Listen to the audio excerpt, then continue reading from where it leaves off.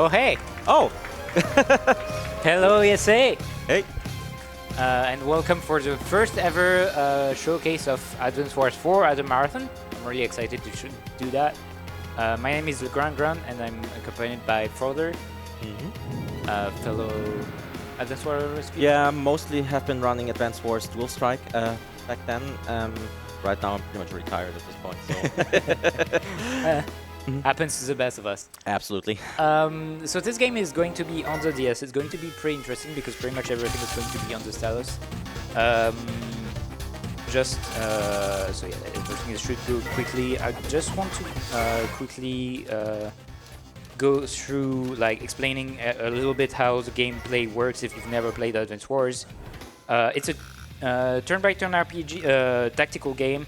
You've got tanks that can attack at close range. So say this tank is going to deal 77% damage.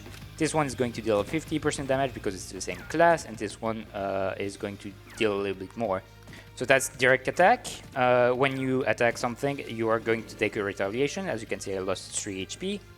And the mech gun here is an indirect attack, so it can fire if it doesn't move, but if it moves, I cannot fire it anymore. In order to win, there's two different possible way to win. You either cap the HQ of the opponent, which is this structure right there, or you destroy everything the enemy has to, all the other units. In order to capture, I can put an infantry, a mech, or a motorbike, and it takes 2 turns to capture with 10 HP. So 20 HP for the building, 10 HP, you get it. So if you lose HP, you lose ways to capture. So that's for ground units. You've got also air units. We'll have time to talk about it. And yeah, I will talk about it whenever we get to the respective missions where they're very relevant, because this is like basically a basic introduction of how the game actually works. But there will be like some similar little things that will change a little bit depending on where we are. And yeah, I will explain them a little bit further whenever we get there. But yeah, are you ready? Yep, I'm ready. Perfect. Countdown? Yeah, sure. I can count down at 3, 2, 1, go. The timer didn't start. Anyways, so the first mission is basically just the introduction mission on how to actually play the game as LeGrand did before.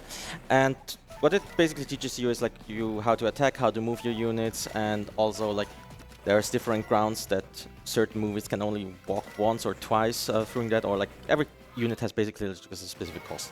And as you can see, first mission extremely fast done. And yeah, so this will be like a little bit quick because unlike the other Advance Wars games, this one goes relatively quickly just by the movement that you have to do, because there's like legit no downtime during the entire run except for the enemy phases that we have. Here we will learn about the artillery, the tanks, and how they combat directly and indirectly, and also you see an like which enemies have like advantage to which certain type of units. Also, there is a little circle that you see there. That is a story trigger that we actually don't have to do. I will get to the story a little bit when we actually have time for that. So that is chapter 3. It is pretty much like the first basic mission in the entire game, where you are basically just being taught like what you can do. There's a chart, how to which enemies are good against which units, but otherwise it's very basic.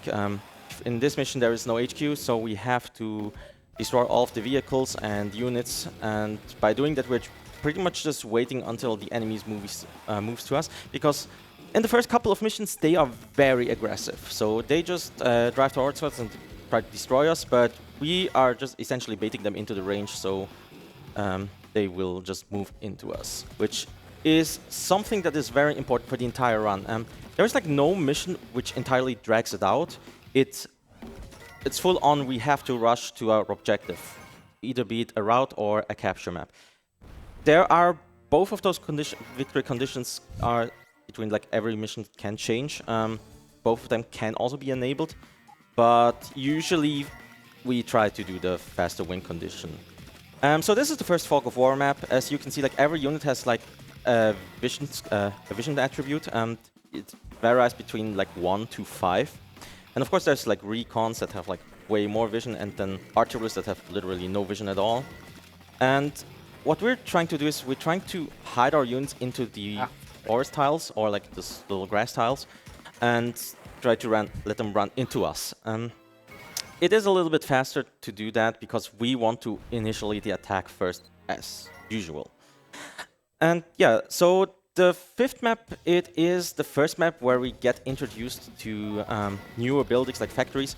Factories lets us essentially build units. At the beginning, we don't have every unit available. Those will unlock the further we progress into the game. Also, as you may have noticed, the enemy has quite a lot more units than we have, and actually we really don't care too much about it. So as you can see on the bottom, there is a bike that will move upwards. And what we're trying to do is we're trying to set up all of the units like that every unit moves to one of our units with the advantage position, so they don't just attack the bike. And why that is, I will also explain a little bit later. But essentially, what we're just trying to do is we just avoid pretty much combat with our bike. We just capture the HQ, and yeah, somehow we still got an S rank, even though we didn't fight that much. And didn't even capture the factory yet as well. Yep. Okay, so this is one of the newer things that Advance Wars actually introduced.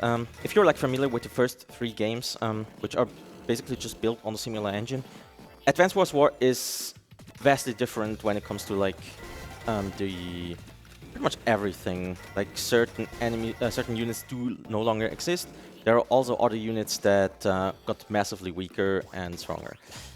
So this specific mission does include 2 waves. So there's a couple of units on the right that move towards the left and try to wipe us out at first.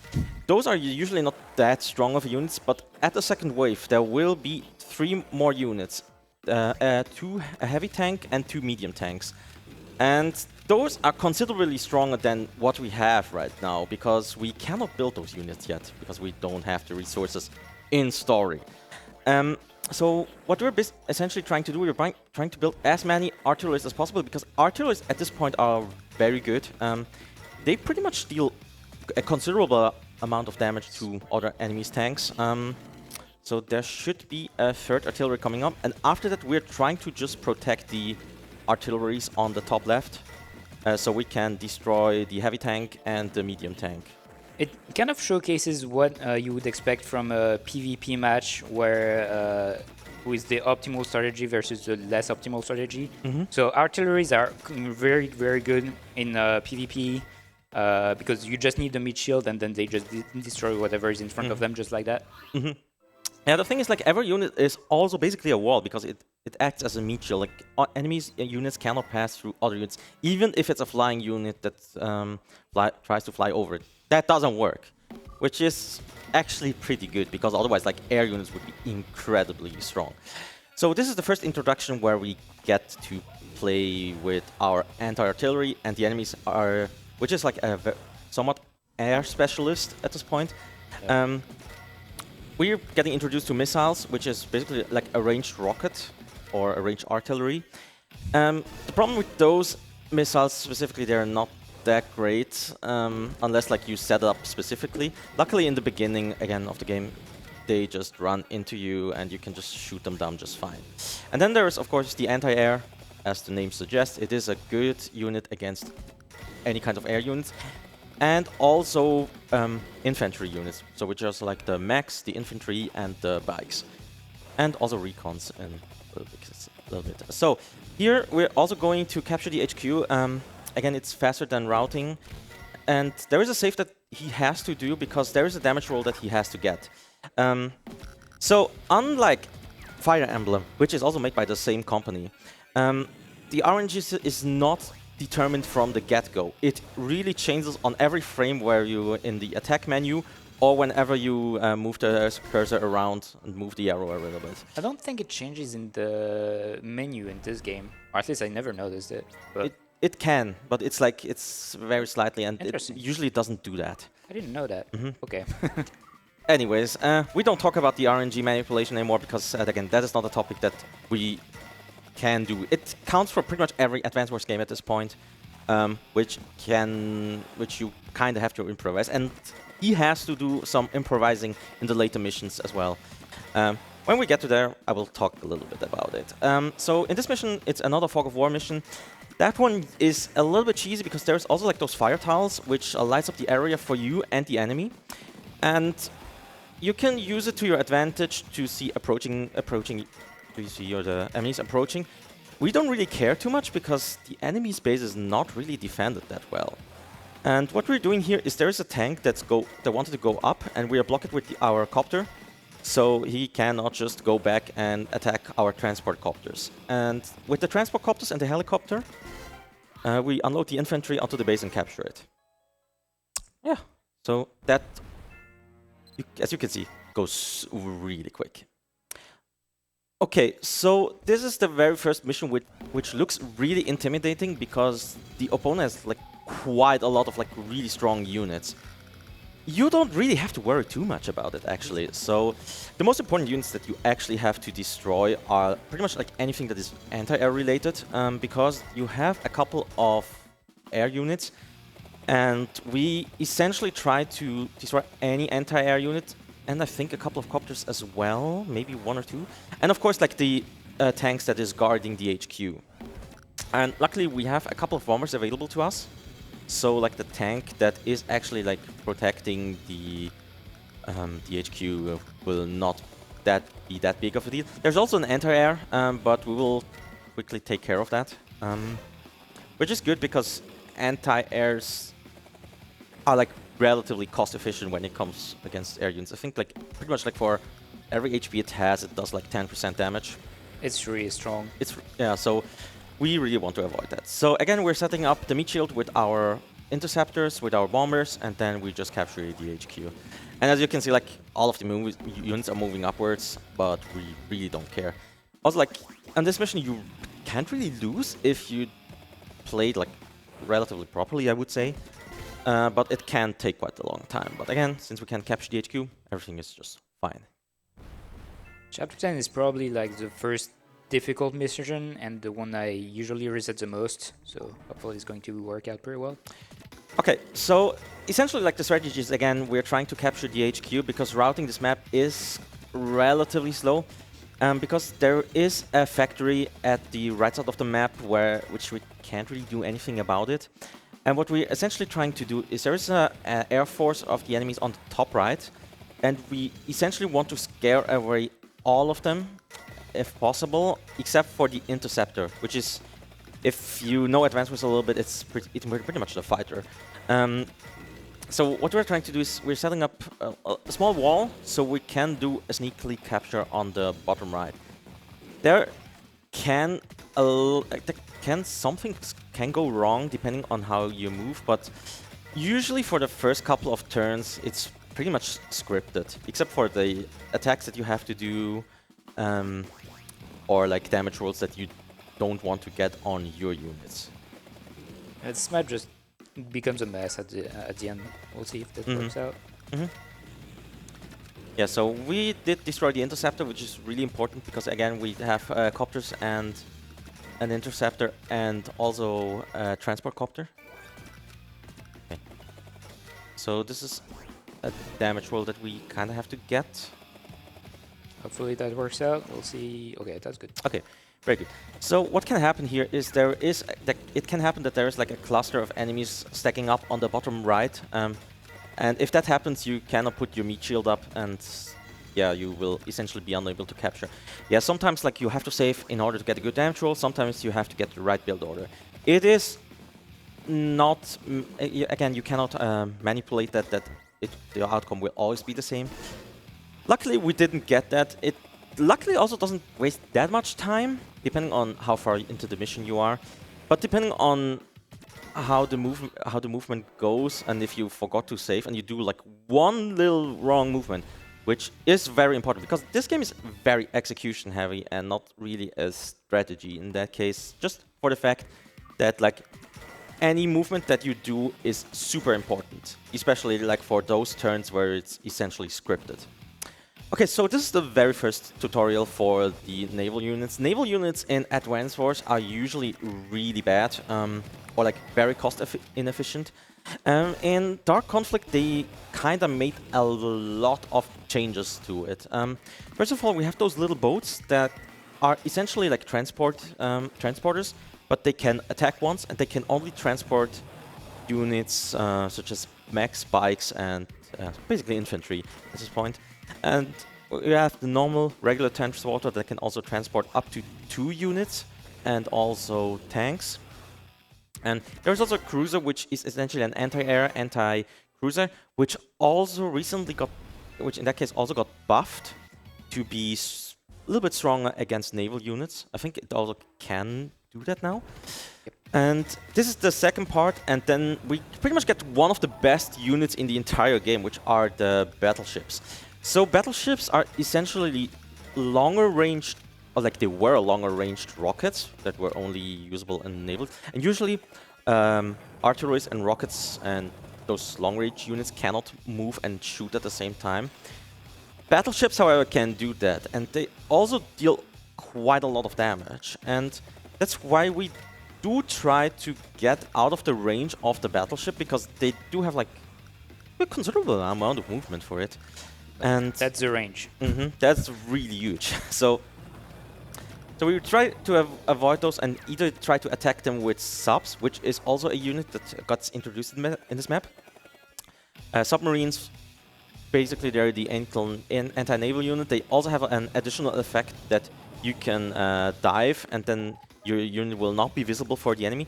And unlike the previous games, or at least like unlike the very first game, the AI cannot really cheat. So if a submarine is submerged, like it is not visible for them at all, which can be utilized in... It's also utilized in this round, if I recall correctly. So, oh, yeah. Yeah. So, again, we take quick work of the enemies, and... Yeah, that was pretty much the introduction of the naval units. There's one more here, though. And that is probably like the biggest one. So, introduced in Dual Strike, there is the carrier. The carriers are an anti-air unit, which in Dual Strike they were ranged, so they had the same range properties as the other units back then. Now it's a melee unit. It can also put aircraft into it, but it can also create one of the strongest units in the entire game. I think they are called stealth bombers. Or it's seaplanes in the European version. Oh, seaplanes. Okay. Oh, yeah. We talk about the region differences a little bit later, I guess. Well, so so what those planes can do is they are essentially like light bombers, very strong. They can also attack air units, right? Yep. So they're very strong. They're also very cost effective. The only disadvantage they have only 20 fuel, and again, every unit consumes at least like 1 fuel. Some of them consume 2, 3, or 5, depending on where they are. And in this mission, there is a little gimmick that we didn't really notice. So there is a character called Sigismundo, and he's pretty much like our overseer for this entire mission. He's basically telling us, yeah, you have to do this, and certain units then cannot move. And there is a chance that a specific unit cannot move and completely destroy our plan to capturing it. And if that happens, we basically have to restart the mission, because again, there is like no way to predict that. It is random, so it's not really even scriptable at this point. Okay. Thankfully, I have enough backups if that happens, but we don't have to care about it. But yeah, also you at least lose the turn potentially. Anyway, this map is long. Okay, so this is the first major mission, I would say, in the entire game. We're basically fighting the commander of the Lazurian army. Oh yeah, about the story, I guess I can tell that right now. So there's basically 3 factions in the entire game, right? There's the Brenner's Wolves, the NRA, and the Lazurian. And we're playing from the view of Will or Ed, if you play the European version, which I don't know how they got this name. And he's basically just like picked up by the Brenner's Wolves, and they're trying to survive. Because, as you may have noticed, like the tone of this game is very, very dark. And the reason for that is, prior to this game, there was a meteor rain all over the Earth, and it wiped 90% of the entire population. And the last 10% are basically just trying to survive. So our objective for this entire game is either to find a way to to make like Earth a livable place again. And the reason why that is, the entire world is like shrouded by a giant cloud, and then there is, and since like there's also resource management going on, with there is like a lot of fights happening, and we're trying. Oh, what happened? I my input didn't go off. I was supposed to target the rocket, but it didn't work. That's unfortunate. Let's you have more time to explain the plot, right? Yeah, pretty much. So the first part, which is like the first 10 missions, the Brenner's Wolves, which is like a small part of an army, basically, I think it's a battalion. They're trying to find like a place where they can live, and then 1 year later, there was like they had to find a new place because the resources are not manageable anymore there. And then now they're fighting the Lasurian army with the help of the NRA. And the NRA is basically like this huge, it's like a really huge army of, like pretty much like the strongest army, I think, in the entire game. And we're basically like joining together so we can wipe out the Lasurian army. However, this is pretty much like the final battle that we do with them, and since like we're basically facing their leader. This one is actually not really like I would say like a fight of life and death. It's mostly just also somewhat of a skirmish, because the leader is like a very proud commander itself. And yeah, and now what we're going to do here is we're just trying to move upwards, and there is like a very important choke point where LeGrand just actually passed through. There is a barrier which prevents units from walking through it, so even like flying units can get past that. And in order to destroy the barrier, there's 2 ends, and if you destroy either one of those ends, then you can just get past that. And again, since we're trying to rush through it, the enemy cannot really build up the choke point really well, so we can just rush in and just capture the HQ and win. Yeah, if you played that game casually, this mission probably took you like 20 to 25 days, because it takes forever to get through the choke point, but yeah. 6 days. Okay, so story-wise, what exactly happened? So we did defeat the Lasurian army, and they are actually getting executed for their crimes that they did by the NRA. Of course, our battalion really didn't like that, and now we're all trying to escape, including the leaders of the Lasurian army, except for the actual boss. That one unfortunately didn't make it. So what we're trying, again, now we're just escaping, and this is one also very specific mission that didn't really happen with the previous games. So our goal is, there's those blue units, those are the Lasurian units, and we have to get them to escape point. Either just one of them is fine. And also there is a unit that you may have noticed that didn't move at all, and it also has a little symbol on the bottom left. That is the commander unit. In that case, it's Brenner actually in there, and he just decided to not move, because as you may have noticed, like the enemy starts with like anti-tanks, heavy tanks, and he can also like build quite a lot of them. And at this point, like we're just trying to run away, and yeah, so we just have to destroy a couple of units. Luckily, the defense on the left is not that bad, so we can just deal with it just fine. But yeah, I think you can read a couple of donations if you have. Yeah, maybe we're like 1 or 2. Okay, no, definitely 2, because I missed that range. Yep. Sounds good. Currently, we actually don't have any donations to read, but I do want to quickly remind everyone we are only less than $200 away from $30,000. So I definitely think we can make that during this run. So make sure to get those donations in. We have a lot of good things to put that money towards. Specifically, the one that I'm looking forward to the most is the My Pandora Paradox on Master difficulty. We need $1.5 $1,000 for that. We just started it off. So we're at like it's about 64. So you can get your money in, put that towards that. We also have 2 incentives for Goose Troop, which we're trying to hit as well, which we're pretty close on both of them, as well as the Alien Isolation upgrade difficulty from Novice to Nightmare. We're about halfway on that one. So make sure to get your money in. It's all going to a good cause, and you can hopefully get those goals met. So this mission is going to go really quickly because it's already nearly done. Yeah. Okay. So essentially, what story was, what will happen is like the 12th Battalion is no longer with a leader, and so basically that's why you don't hear like any CO's music at this point.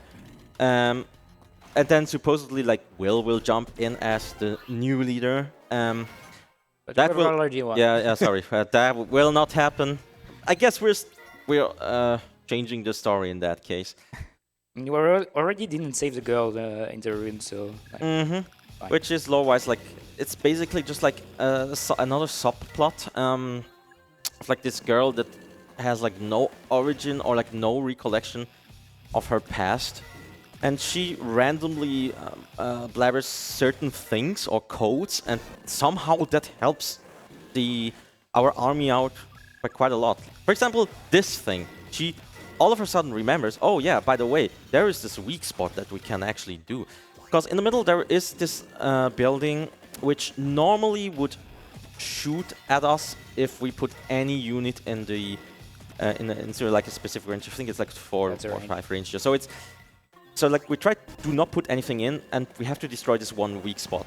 The thing is, we cannot do that yet because there is a bunch of units guarding it. Also, there were now. Okay, so yeah, that was so.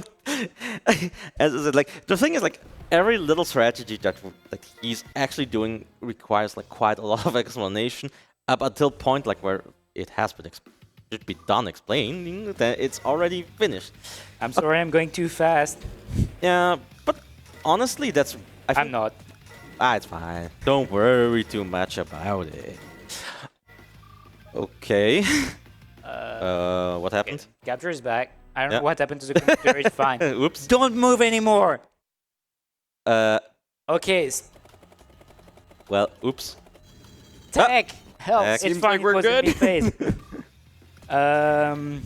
Okay. I guess I will just explain what just happened. Besides the blackouts, that was Tech's fault. Sorry about that. So there's Tech. Yes. So there is a unit that you may have seen like with this little symbol. Usually there's like 4 different symbols. There's like a 1, a 2, and then a V or an A, depending on what version of the game you play, and also like a little badge of honor or like a little medal of honor. And the little medal of honor is basically your CO unit. It gets increased damage depending on what CO you're playing. And also there is a little zone that you can see like right around it, and every unit that is inside it also gets the bonus. So and in order to increase that or increase that zone, as you can see on the top screen there or in your bottom left screen, there is a bar that gradually fills up if you destroy or damage a unit with either the CO unit or like a unit surrounding it, depending if it's in the zone. And what this can actually get us to our CO powers, but it is not really a thing in this game at all. Because usually like the passive bonus that CO unit provides with the for the CO is just straight up better. And it will also not be used for the entire run. What are you doing down there? Get back. Okay, so this mission is actually purely improvised except for the very first turn. So the very first turn, what you have to do is you have to go to the command center, which is just a small little building. This usually increases your damage by like 5%. In this specific missions, you have to do that in order to get the communication going. So another subplot actually happening. Now we're basically finding a cult that somehow mostly just have infantry units that are weakened, and also a war tank that has like no munition left. And this also introduces us to the missile silos. And how missile silos work is you can go with it to a unit. You can shoot it with any infantry unit if you want, and everything in that zone will take 3 damage, including your own unit if there is anything in there. Also nice AI. Yep. Yeah. I think that is actually like lore related, because again, they're a cult, you know, sacrifices and yada yada yada. You definitely didn't have that in the previous games. And another thing that we have to tell is about the missile, how the enemies actually utilize the missile. So they don't look at like where like most of the units are. They actually calculate how much damage each position of the missile will do. So sometimes they will just attack a bunch of infantries if that's like the highest value target. Sometimes they will just shoot at a single heavy tank. And then there is like other instances where like infantry can be targeted more than like a bunch of tanks dropped together. And Where's the worst mission? Oh yeah, this is the worst mission. Okay, let's see. Dude, you're just going too fast. Okay, so this is a very infamous mission in pretty much like the entire Advanced Wars community. It's Wait on Flies Again. And or counterattack. Yeah, I think Waylon Flies Again is just way better as a name. Yep. So we're basically fighting one of the commands called Waylon, and he's a defensive specialist, mostly defensive air specialist. And that can be a little bit of a problem. Because, so there are certain damage rolls that we also have to get, that's why we had to save. And 50% right there. Okay, we're good. Okay, very good. First one. Yep. So, so as you can see, like he will just go really aggressive with his interceptors. Do we really care? Not really. Save. Almost didn't save.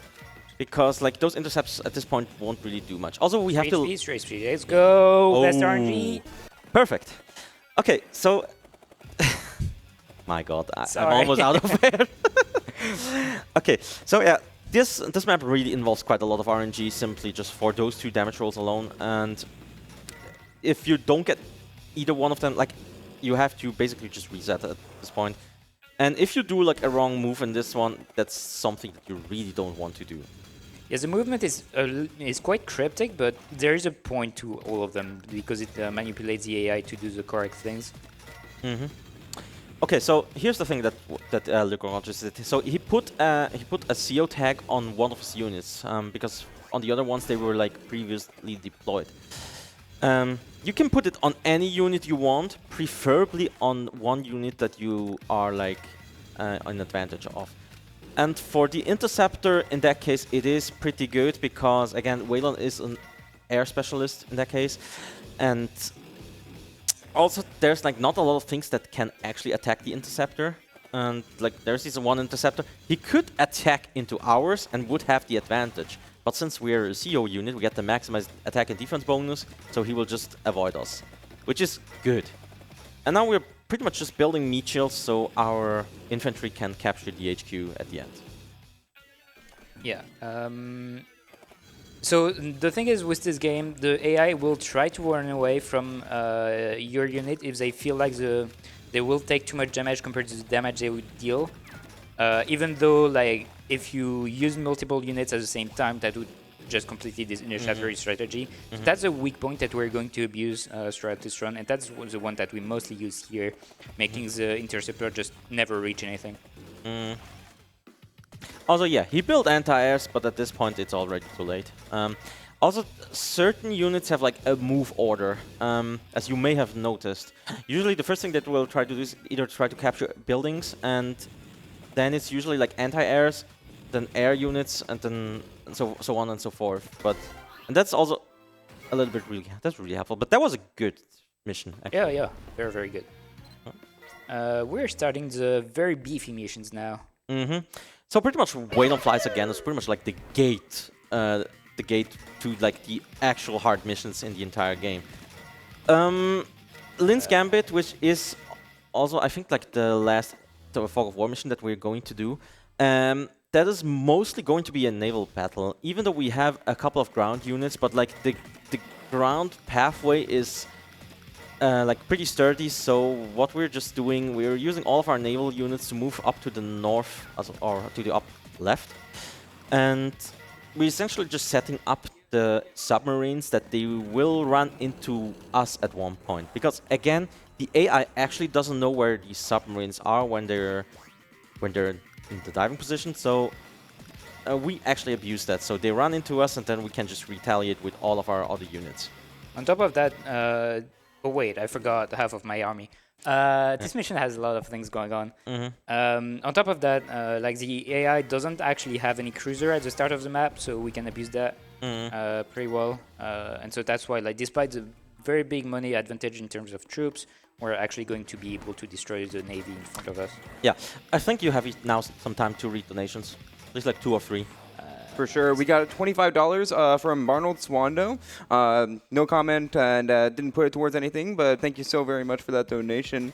I just also want to quickly remind you all what we are donating towards and what the money is going towards. All the money that you donate goes directly towards the Make-A-Wish Foundation, which grants wishes to those with critical illnesses. And the Make-A-Wish movement is possible thanks to committed donors, sponsors, volunteers, medical providers, and local communities who restore hope through the unique power of a wish. Make sure to get your donations in for that good cause.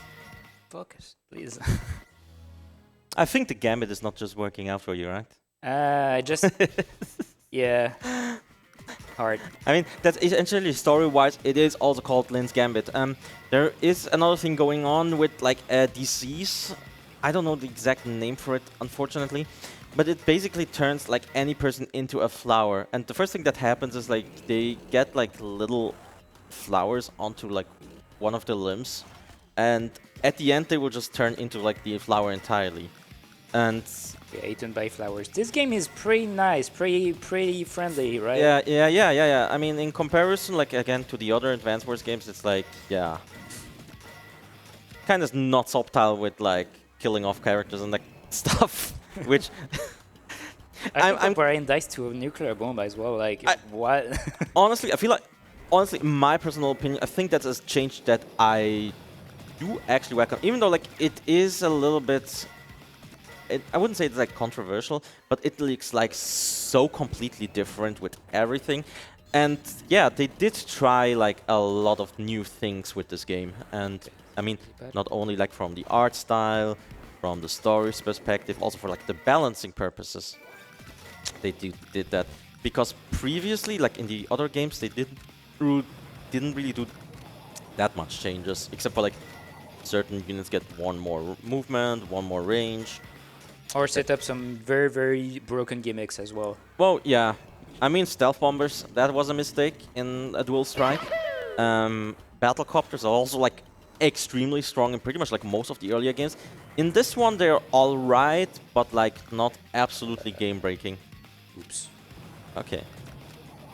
Can I save this? No. Oops. This is fine. Yeah. I might have to reload my safety save. Mm-hmm. Depends on what that bomber does. I think I can kill it, so that should be fine. Mm-hmm.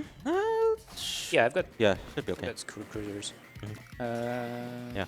So that's funny. Like at the end, there's just a single rocket, and yeah, he's just chilling there. But that might. Fine. I think it might. Okay. Oh! No! What are you doing? Okay, we're gonna have to reload. So if you've got anything you want to mention, yeah.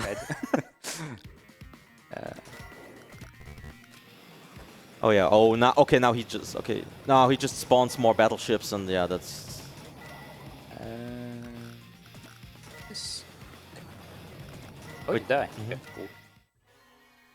This part has 2 different patterns possible, depending on whatever happens. So it can be difficult to figure out what to do. Yeah, especially like in a Fog of War map where you most of the time you don't have like any vision about on the other enemy's movement, can be like a little bit troublesome. So like I don't blame you like if messing up a couple of times. Like again, at least like that's how I would learn the game. Like I would usually like just learn how like first of all like where the units should usually be at the end of the turn, and then usually like you would practice like each and every movement by its own, and then if there is like any random patterns, then you kind of have to adjust to that. And this game unfortunately has quite a lot of it, especially like in the later missions. But oh boy, okay, but he should be done, right? Looks. It's yeah, like that's fine right now. Okay. Should be. I'm scared now. There's nothing in range, right? Not going to save, just to make sure.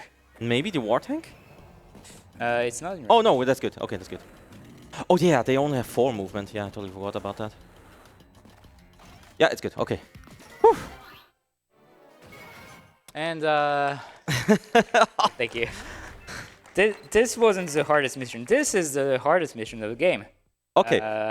Those Strix Assault.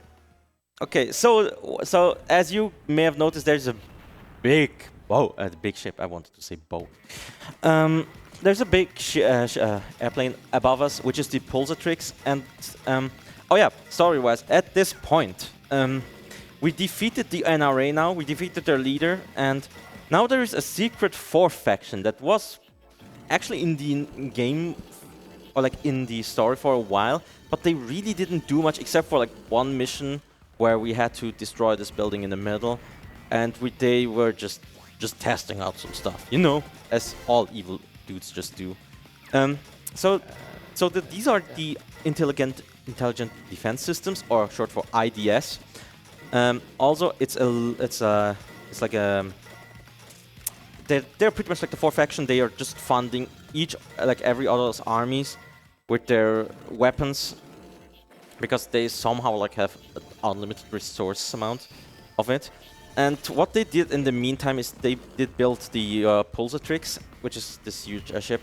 And on every turn, it will drop a bomb that is 4 ranges wide. Unlike in the missions from the previous games, the enemies didn't really think about like putting like a protective shield onto their units, so they will also get hit by their own weapons. And that's why we actually just bait them into the middle, which they will actually do because they completely ignore this zone at all. So there will be like another heavy tank, an artillery that take 5 damage, and that does do quite a lot. Also, technically you could capture the HQ in this map, but it is not faster at all. It is just straight up better to route the entire map. And what we're, again, since we're baiting all the units into the center, our main goal for this mission is to capture the airport on the top, and then we will build bombers. We will build bombers to deal with the the enemies in the top right, because those will not move at all. Okay. So from now it's improv time, and I don't like what I'm saying. Yeah, the CEO unit is a little bit scary actually on the heavy tank. Yeah, do that, then do this, and then do this. The interceptor is fine. It's going to stay alive, trust. Good. Yeah, that, sure. You can chill. Okay. I think this should work out. Okay, I'll lose that, that's fine. As long as I keep my CO... So my CO has a lot of gold right now, so it's really, really strong. It boosts all ground unit by like 10% attack and defense. Very, very good. Okay, I'm going to set up a safety save because I can continue from here, whatever happens. Okay, so there was this anti-air unit on the bottom left, and that was very important that he had to destroy them, because there's also a factory that we actually have to deal with. But otherwise, like, the enemy can just pump out as many units as possible, and like we will not be able to keep up with it. I mean, eventually we would, but that would be relatively slow, so we just decided to just rush for this specific factory. Yeah, now we really just have to take care of the HQ, and as you can see, it's pretty well defended. Also, 10th Infantry is totally going to capture this city, trust. Yeah, absolutely. Okay. I think like you should be able to take care of the CO unit, yeah. CO is gone. That's very good. So what happens with the CO unit if it dies? The bar goes completely empty, and he has to assign a new unit to it, which he can do, but decides to not do. That hurts. Ooh. Whoa, okay. It's still at 1 HP. I still has a zone. Yeah. That should help, like 1 unit. You are in range, but that's fine because I've got you. Let's go. So now that we have like the bombers deployed and most of the anti-air units are pretty much gone it. So we can just like overwhelm them with just bombers and then... What is that? I don't know. Okay, you're gonna run away still. I'll do a bomber. Should be good, yeah. So now that the missile is at 3 HP, it's not able to deal much damage to my bombers, so I can... Also, don't forget he built an anti-air. Yep. Can I... Yeah. I don't have the firepower. That's not great. I have the firepower. Oh, okay. There's always a way. Okay, so now we block the other factory, and at this point, like, there should be no way to come back. If we just, like, you're just gonna chill. Have enough fuel for the bombers. Eventually, I'll take care of this infantry. Don't worry about it. Yeah. I think I'm just. But your copter is going to be also like in quite a difficult. Let's go. You really had to do it, huh? Yeah. Okay. I mean, yeah, at one point you have to. Okay. Yeah, it should die. So, oh yeah, there are those units called anti-tanks. Fun fact: anti-tanks can actually attack copters, which how? But it somehow works. A copter is a tank. That works, right? No. That's how. Yeah. It's a flying tank. You're right. Yeah. Okay. Yeah, that should be it actually. Fancy kill. Mm-hmm. The best way to deal with anti-tanks is actually to use infantries and mechs, because like they just take 20 to 30%, and that's just very, very cost effective. But yeah, that was the hardest map of the game. Now it's going to be a lot more scripted. So the same gimmick actually applies with the pulsar tricks. Now you don't see it at this point. However, this pulsar tricks is essentially a missile silo now. So he will try to shoot at like the most cost-effective group of units as they can. So that's why we actually have to put them all on the bottom left, all those heavy tanks. But we're trying to do a sneaky capture from the top side. And in order to do that, we have to fire all of those missile silos on the top right and no, on the top left and the bottom right. But yeah, I think like if you have some time, you can also read some donations or. For sure. No, that's not fine. Is this a good time? Yeah, definitely. Okay. Yeah. We have $40 from Neflin saying, good luck with the rest of this impressive run. And remember, the mayor did nothing wrong. That goes towards both an ESA winter shirt, one of our shirts from the event, and then also towards the target for My Pandora Paradox on Remaster difficulty. So taking advantage of the double use of that donation, very nice. We also have a $5 anonymous donation with no comments. So yeah, back to you. The Major did not wrong. Oh my god, he's actually like involved to the lore. He knows about the lore. Oh my god. I mean, yeah, lore is actually not really that super important for Advance Wars games in general. Most of them just is like, oh yeah, you invaded, so yeah, we start war and blah blah blah blah. Like, and then like all the wacky stuff happens. And they did try to do something like actually interesting in this game, unlike the other ones, which is very much just an excuse to make maps. But yeah, like... Yeah, by wiping out 90% of the population. Duh. I mean... I mean, it's a little bit over the top, let's be real. Oh yeah, for sure. Yeah. I mean, you've got a giant bomber that does that. Yeah. And there will be... That's not the last time that we actually see this bomber, because we actually have to take it out somehow, right? Yeah. But how are we going to do this? Well, we will see later. We will see later, indeed. Look good? Yeah, okay. Do you mind if I cut in really quick again? Yeah, sure. We have reached $30,000 for the Make-A-Wish Foundation. Woo! Thank you, everybody, for the donations. Seriously.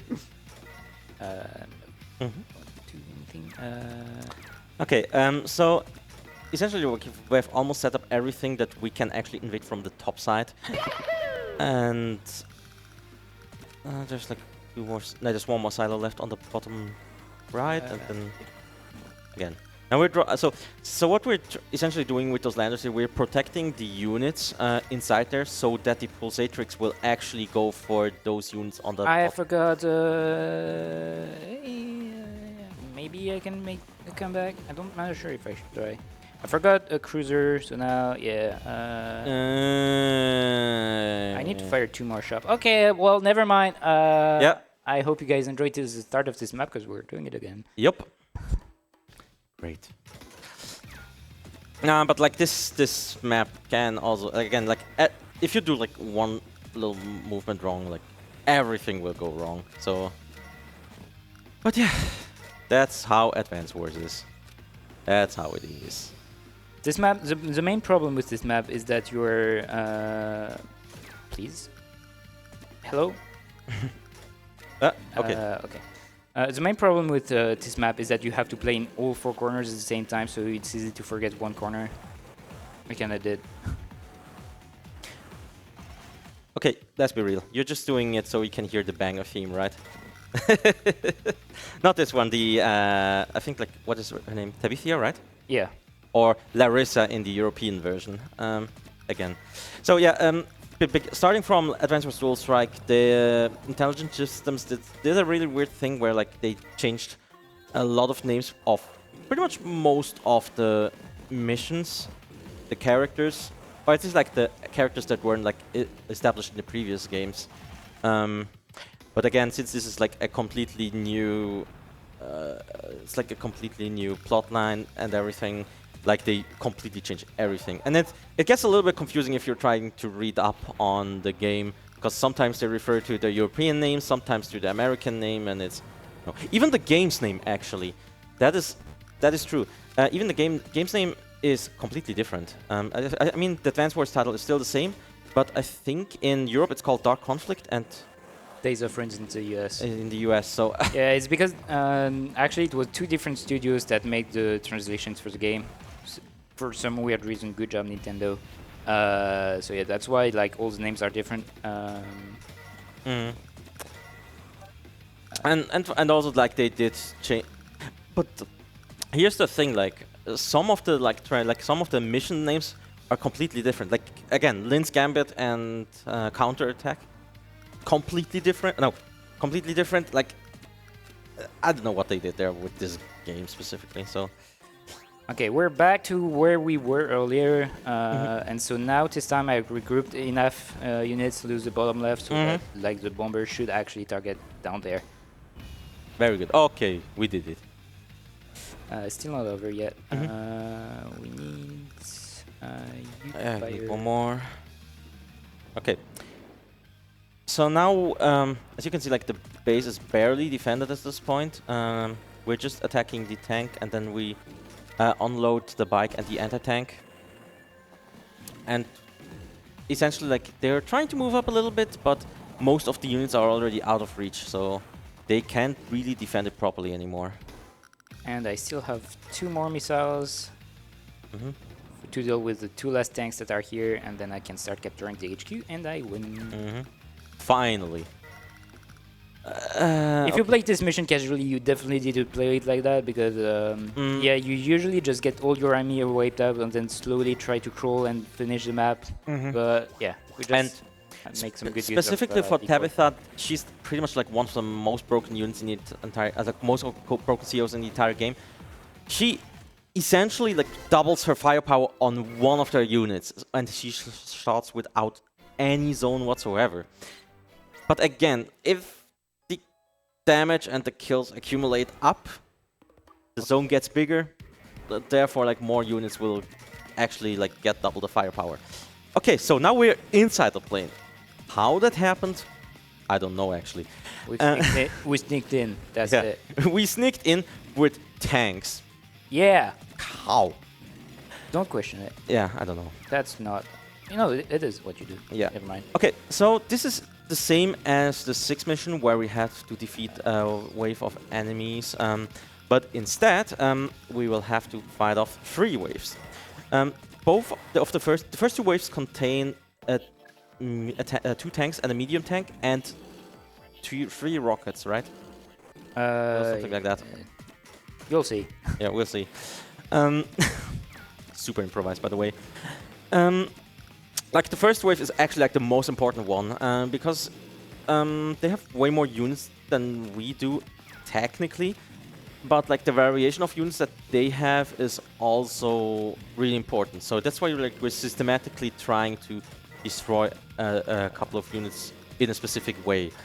And it's also important that we don't let them destroy their last unit. And the reason for that is as soon as the last unit is destroyed, the next wave will automatically deploy. So the best thing that we can do is we can just destroy everything, put one unit to 1 HP, maybe they fire, maybe they will not. Destroy this unit, and now we will have next wave, so we can weaken them immediately. And since like we also did set it up like that they we can just deal with those tanks and the rockets, they shouldn't do that much. Okay. Also, this mission also you kind of have to improvise a little bit, especially like the beginning part because hurts. Do you not know? Fortunate. Okay, so now we got. I don't know how to deal with that tank. You'll have to have fun. Yeah. The rocket will be fine. I'm pretty sure it's dead. It's useless anyway. Yeah. What do you mean? It has 1 HP. Don't leave that at. You have played Fire Emblem, my man. A 1 HP unit in Fire Emblem is can still do a lot. Okay, right side is in trouble. Oh yeah, I can see the point. Cause yeah. Yeah, I just don't have any more firepower. But that's fine. I shouldn't take too much damage from that. Yeah, I mean, rocket, like right? you can just put. I think like you can just put like okay. 1 or 2 tanks over there, and that should be okay. Oh, actually, no, you don't even have to. Oh, that still worked out. All right. So now we destroyed the Pulsatrix, and we're pretty much at the second last mission, and that is another map where you're heavily disadvantaged and. Very heavily disadvantaged. Yes. I have 6 units, they have 17, and the whole base. So what's up with that? At the story point, like we're trying to gather out, trying to collect some reinforcements and try to get into the into this battlefield. However, they are not ready yet, so we essentially have to wait it out for a little bit. So we're essentially just preparing the main force to arrive, and we are actually trying to capture the HQ as well, because again, there's way too many units to fight, way too many heavy tanks. So yeah, and by what we're trying to do, there's a airport on the bottom that we will try to capture. Even though there's still bombers on the bottom side of the map as well, but I don't think they will do too much. Because sometimes they will just try to go for like any infrastructures that can be destroyed, such as the barriers. So see, as you can see, not even we're abusing this, even like the enemies will just go for it. Will is back! We will survive! Yeah, I think so too. I mean, we are now way stronger than them actually at this point. It looks like very intimidating at first, but when you think about like the composition of their army, they have 6 heavy tanks, 3 bombers, and a couple of 1 or 2 interceptors. But honestly, like you can just deal with it by just building interceptors. That will definitely take care of most of the air units, and the heavy tanks you can just build bombers. So. And we're mostly going to abuse the fact that the AI is going to be scared of a full HP bomber. Here, bomber first. That. And even at the point where they could build an anti-air, it's either out of range, so they don't really bother with it. And again, since they are scared of the bomber at all, because the bomber retaliates pretty well. Like it does a lot of damage to the anti-air. I mean, the anti-air also retaliates, but the bomber also outranges it, so it will essentially try to run away from it.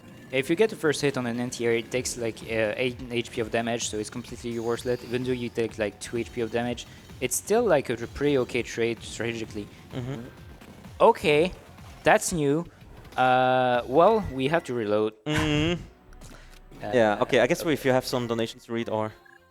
Yeah, you can... Yeah, for sure. We do have one. A very short and to the point comment here from Unfit Parent, who donates $40, saying, "Awesome game and great run." And I agree. It's hard for me to keep up with everything that's going on right now. That goes towards the Goosebird shirt, and then also the Alien Isolation upgrade difficulty from Novice to Nightmare, which we're actually very close to getting to now. So it's very cool. Thank you. If you have something more to say, you should probably use this right now. Yeah, For sure. We'll take like about 2 minutes to get to the back where we were. Yep. I can just mention some stuff that is coming up for what you can put your donations towards. Once again, just a little bit of a reminder. The main ones that are that have yet to be met that are coming up is my Pandora Paradox on remastered difficulty. We do need 1.5 thousand for that. And we are currently only at 100, and so we do need to get that met. So whether it's $5, whether it's 40, make sure you put those donations towards that. The other one that also needs to be met, like I mentioned before, was Alien Isolation for the upgrade difficulty from Novice to Nightmare. We're at 315 out of 500, so we're over halfway to that one. So that's really awesome.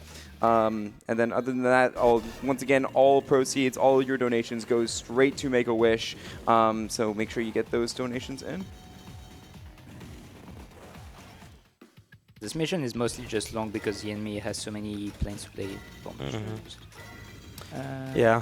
I'm done. Because again, since most of the time that you can lose is actually like you doing misinputs or like doing the movement slowly, but sometimes, again, because it is not everything is predetermined in this game, they can also do some random extra movements.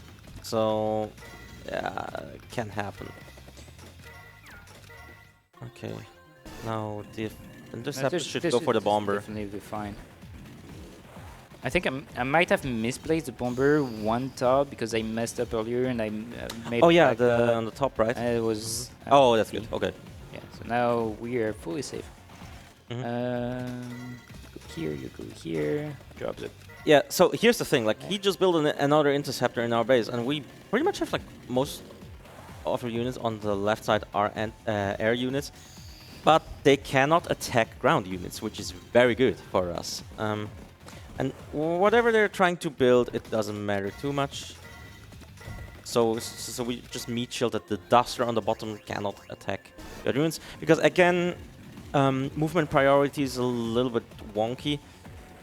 So the Duster will just attack the bomber, and then the interceptor will go for the kill, but at this point it's already too late. But yeah. And now we just finished capturing it. Final mission time. Ooh, yeah. Yeah, this is the final mission. Okay. If you've played this game, you definitely remember this because it's a pain. It is a big pain. And that's where like our basic strategy comes into the play, where rushing through the mission is just way better than like just turtling it out. Because again, our units are pre-deployed. That's okay. But the thing is, we pretty much have to work with all of our pre-deployed units at this point. So, our goal for this mission, there's those 5 laser cannons that we have to destroy. 3 of those are actually just blocked by the heavy tanks, except for the one that just moved away, which is great. And there's also those little bombs that we will just randomly drop into, like, and I think it's not random, but it's like between left and right, it always switches. And what we have to do is we have to get a good damage range here. Okay, just making sure. Yeah, that's definitely good. Okay, that was min-max on the damage rolls. Things can go wrong, but most of the times they don't, and I'm not sure when they don't. So, like, if I get good rolls, then it's fine. So another thing about these lasers is, yeah, as you can see, like you can actually see like where they fired previously, so you can see in the next turn. So okay, when it will turn, then it will fire into this direction. So you don't really have to worry too much about it. It's mostly the main center cannons that are really important to destroy it as soon as possible. Also, we did also capture comm towers on the bottom. Wait, I messed up. What happened? I misplayed the mega tank. Oh. It was out of range. It's fine. I'll just get a good roll again, right? At this point, I may as well just make sure that we don't have to reset too late. And okay, there we go.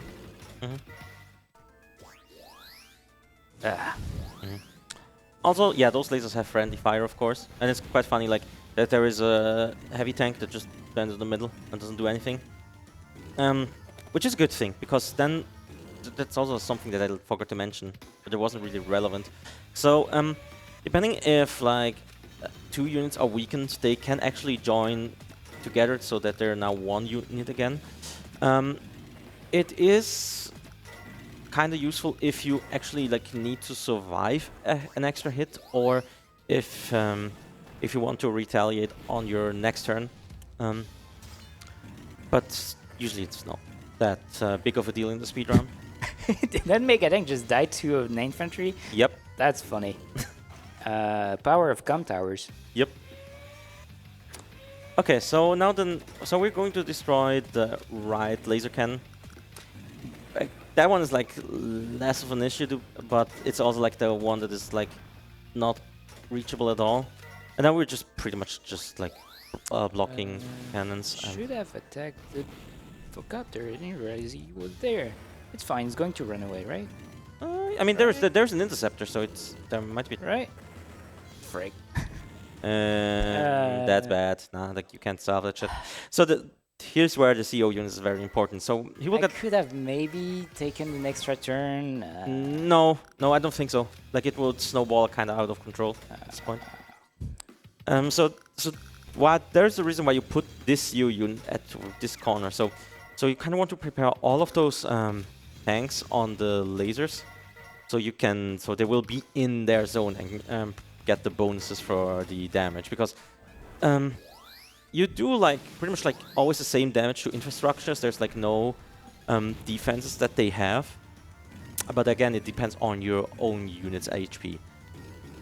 But yeah, and since like we want to put it on the left side because that's like the fastest way can get to this position, we pretty much sometimes we actually have to move the CO unit first and then attack with the other units last, so we get the extra bonuses from the CO area.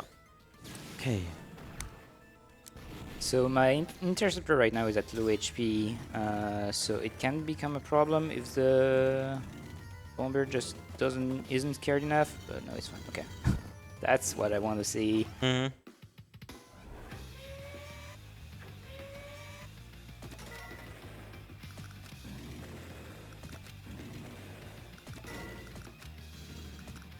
Okay, see, now the copter's at 1 HP. Yeah, it's much better suddenly. Yep, and at this point, there is nothing really threatening. As the tank is actually going to be scared right there. Yeah, because we have an anti-tank, we have like more tanks ready and available, so it's like, yeah. Like, nah, I don't want to deal with this. Alright, get ready on time. I would just press 2 buttons because I don't know which one it should be. That. And time. Time. Oh boy. Yeah.